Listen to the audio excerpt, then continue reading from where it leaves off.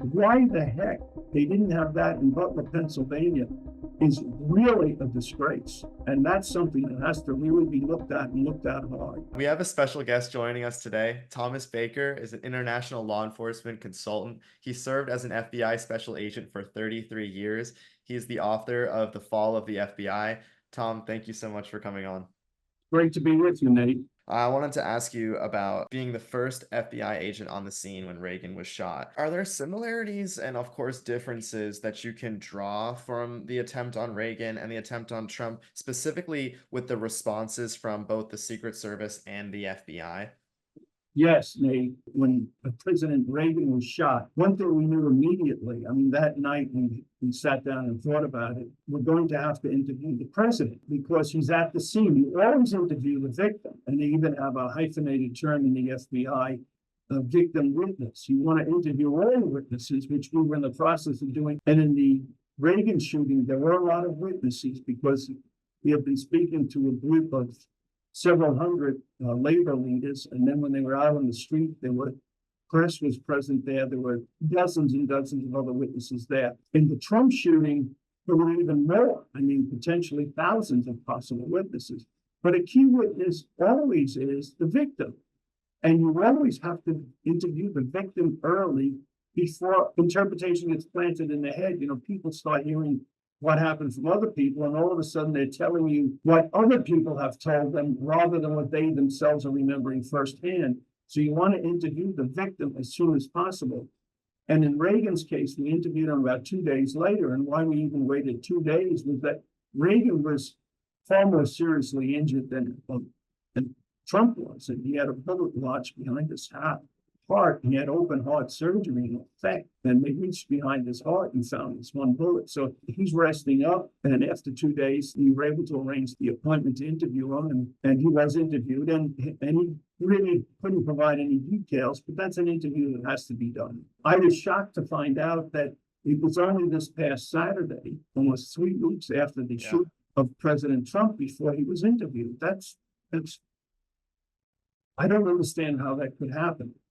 The other thing that's quite different is we had a high level of cooperation between the agencies involved in the investigation of Reagan's shooting, but also before a major event. And I wouldn't call Reagan's appearance at the Washington Hilton for an afternoon speech a major event. But in the case with Reagan, his inauguration, which was only 2 months before the shooting, was a major event. And these events are planned for and by law enforcement even more today than they were years ago. But even then, we had several meetings together with our counterparts. And in Washington, it was not just Secret Service, FBI, and Washington Metropolitan Police, but you have the Capitol Police in Washington, U.S. Park Police.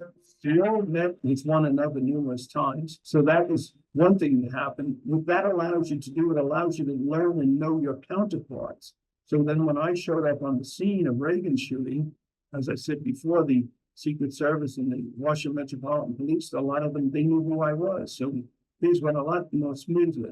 The other thing that we did, which I was shocked did not happen in Butler, Pennsylvania, on the inauguration of Reagan, and all major events in D.C., the FBI has a command post, Secret Service has a command post, and the Metropolitan Police have a command post. In addition to having open phone lines in those days to each other, and now the technology is even better than that, we exchanged personnel. We would have somebody in authority from each of these agencies sitting in the other people's command post, so that if there was a misunderstanding, you had somebody right there from the other agency and you could resolve things rather quickly. Right.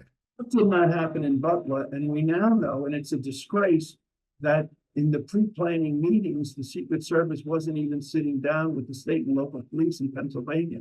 That's absolutely shocking. I mean, that's wrong. That's just wrong. And they did not have that type communication and type relationship. The other thing is a technical point.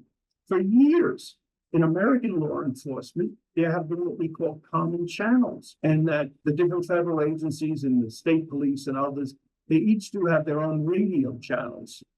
But there often is a common channel on this law enforcement equipment that they can talk to one another. Right. And I can tell you, decades ago, when I was a working agent driving around in the countryside in Alabama and Florida, we had a channel on our radio that I could switch to, and I could talk to the Florida Highway Patrol or the Alabama State Police, and they could talk to me. Yeah. And that was years ago. I mean, why the heck they didn't have that in Butler, Pennsylvania is really a disgrace. And that's something that has to really be looked at and looked at hard.